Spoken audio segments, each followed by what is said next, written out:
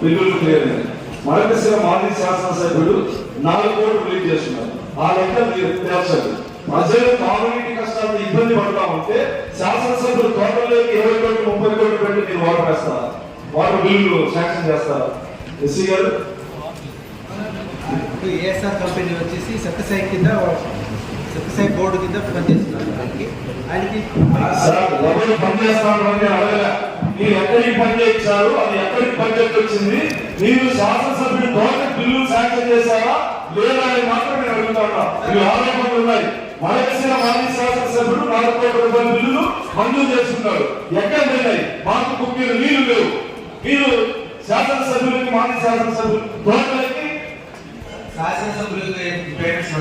నేను సాక్ష్యాలు చూపిస్తాను సార్.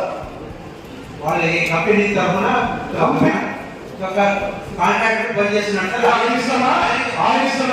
ఏ కంపెనీ ఇస్తే ఆ కంపెనీ ఇస్తామా? 2 కోట్లు తీసుకున్నాడు. ప్రజలకి కాంగ్రెస్ సమస్యలు ఉంటే మీరు శాసనసభ్యులు తోటకి టెండర్ వేసి వర్తిస్తారు. తోట కదా సార్, అది తోట. ఇప్పుడు చైర్మన్